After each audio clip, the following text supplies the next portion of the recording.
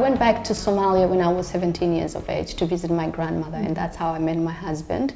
And my husband's family was very affluent and very, you know, very liberal. His sisters were actually going to, you know, they were in universities, and they had blonde hair and, you know, dyed their hair blonde, and very, you know, kind of very Western-like.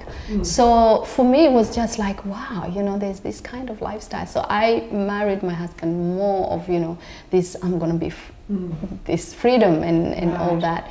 And then we went and lived in the Arab world, which was, again, you know, to be seeking freedom, and then going into the Arab world, where it was in Doha at that time, and Doha in Qatar. And that place was really very strict, and women weren't allowed out as much. Yeah, so I ended up being locked up in a house because my husband would go to work and I had to stay at home because there were no other things to do there.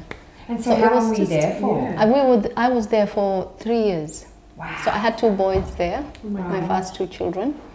And yeah, we couldn't do it. So we felt like, oh, I wanted, because I had children and I couldn't just stay at home with the kids. I wanted our families around us. So we came back to Somalia.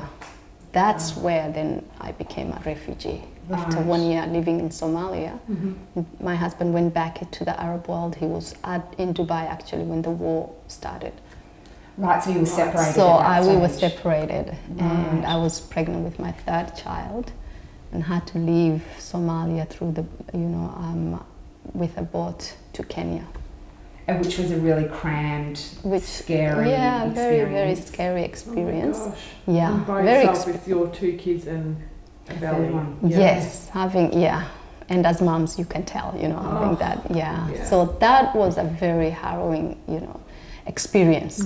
But I think through that experience and through that adversity, I think something incredible opens up for us as human beings, I believe, because then you start to trust a part of you that you never knew existed.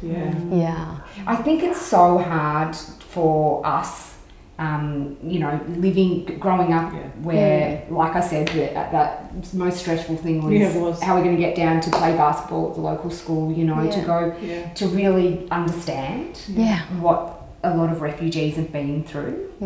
And because a lot of people are like, it's so far from their world, I think their compassion shuts down and their understanding and their openness. But it's also just by chance that you were born there, we were born here, and that's how you started, and this is how we started. Like, it's just almost the luck of the draw in so many ways of where you land.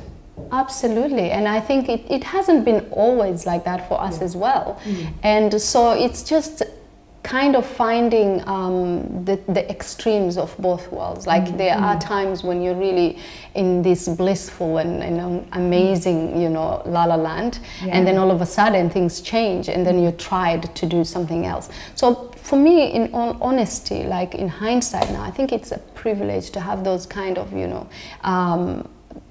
to be put in a space like that, to be able to know who you truly are, and to have that kind of growth, because it comes with a certain, it's like almost you're being an acceleration for your growth, for you know, for your compassion, and being tested in those waters.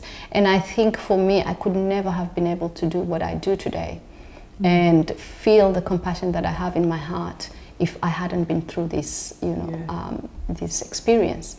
And I don't even know that it's any different than any other experience when people are tried through hard times with a loved one being sick and dying, or through cancer, or, you know, it's only the things are different, but when humanity is tried with any kind of experience that is more than what our usual we're handling, then it's the same. So I don't believe that there are any human beings that have never been tried, that have never been gone through any pain.